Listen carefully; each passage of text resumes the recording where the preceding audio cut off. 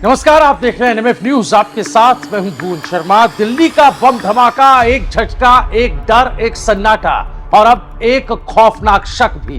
वो धमाका जो राजधानी के दिल के पास हुआ, अब उसकी परछाई देवभूमि उत्तराखंड की वादियों तक पहुंच चुकी।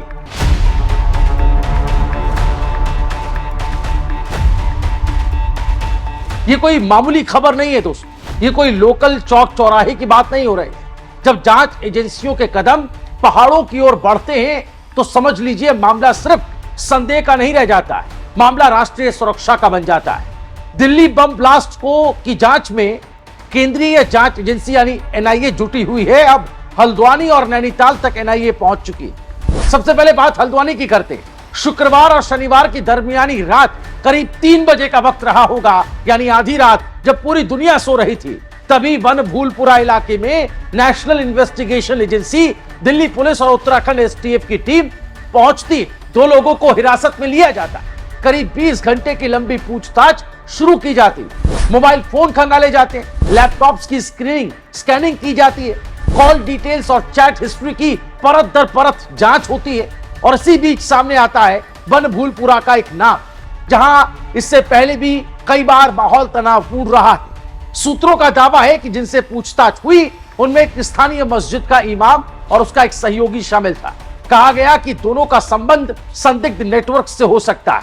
यहां तक कि पाक प्रायोजित संगठनों के कनेक्शन की बात भी सामने आती। हालांकि यह बेहद अहम है, करीब 20 घंटे की पूछताछ के बाद एजेंसियों को कोई ठोस और साफ सबूत नहीं मिले, लेकिन कागजी कार्रवाई के बाद दोनों को रात करीब 10:45 पर छोड़ दिया गया। लेकिन सवाल खत्म नहीं हुए, सवाल और गहरा गए। अगर कुछ नहीं था तो एनआईए को यहां आने की जरूरत क्यों पड़ी? इतनी बड़ी एजेंसी सिर्फ शक के आधार पर देवभूमि के भीतर क्यों दाखिल हुई? और फिर अगला पड़ाव नैनीताल, शांत पहाड़, सैलानियों से भरा हुआ इलाका, शहर। लेकिन इसी शहर के तल्ली ताल इलाके में एक मस्जिद, जहां इमाम से पूछताछ की जाती। इतना ही नहीं, उनकी पत्नी और बेटे के भी अलग अलग बयान दर्ज किए जाते। अब सवाल यह है कि एक ही केस में 2 शहर, 2 अलग अलग इमाम और दिल्ली ब्लास्ट की जांच, यह आपस में कैसे जुड़ा हुआ है? क्या यह सिर्फ इत्तेफाक है? क्या यह किसी बड़े नेटवर्क का हिस्सा है? क्या उत्तराखंड को अब स्लीपर सेल्स की सेफ जोन समझा जा सकता है? क्या धार्मिक पहचान की आड़ में देश की सुरक्षा को चुनौती दी जा रही? क्या देवभूमि की शांति को किसी साजिश के तहत निशाना बनाया जा रहा है? और इसी बीच एक और खुलासा हुआ।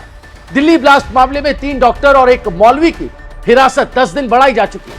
यानी मामला केवल एक आदमी, एक बैग या एक गाड़ी तक ही सीमित नहीं रह गया, तार कहीं ज्यादा दूर तक फैले हुए। लेकिन बड़ा सवाल यह है कि जब एजेंसियों को कोई सीधा सबूत नहीं मिला, तो क्या अब यह मामला धीरे धीरे ठंडा कर दिया जाएगा, या फिर आने वाले दिनों में और बड़ी गिरफ्तारियां संभव होंगी? क्या सच अभी सामने आना बाकी है, या फिर किसी की ढाल बनकर चुप हो जाएंगे? ये सवाल। देवभूमि सिर्फ एक राज्य नहीं दोस्तों, ये आस्था की जमीन है, शांति की पहचान। अगर यहां भी आतंकी कनेक्शन की हल्की से भी आहट होती है तो ये पूरे देश को चौकन्ना कर देने के लिए काफी। ये महज एक खबर नहीं है, या इसे खबर मानकर ही नजरअंदाज नहीं किया जा सकता। एक वार्निंग इसे कह सकते हैं, एक अलार्म है। और इस पूरी तस्वीर में एक बात को नजरअंदाज नहीं किया जा सकता।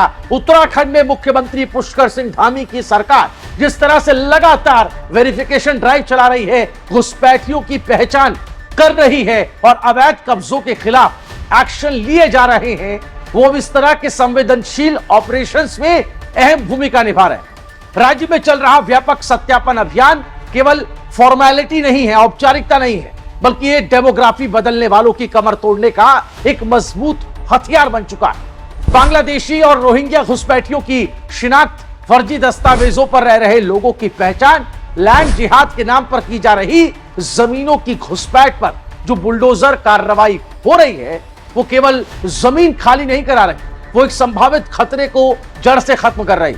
और यही वजह है कि जब दिल्ली ब्लास्ट जैसे मामलों में कोई कनेक्शन उत्तराखंड तक पहुंचता है, तो एजेंसियों को यहां पहले से तैयार एक साफ और मजबूत डेटा नेटवर्क, स्थानीय प्रशासन का फुल सपोर्ट और एक जीरो टॉलरेंस मॉडल मिलता है।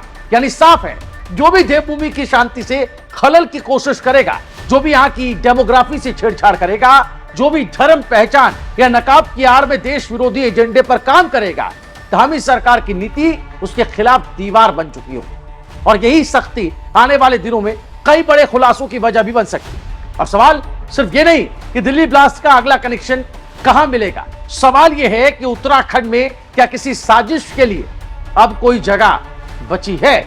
आप अपनी राय हमें कमेंट करके जरूर बताएगा। इस वीडियो को ज्यादा से ज्यादा शेयर करें। देश और दुनिया की तमाम बड़ी अहम खबरों के लिए हमारी वेबसाइट newsnmf.com पर जरूर विजिट करें। नमस्कार।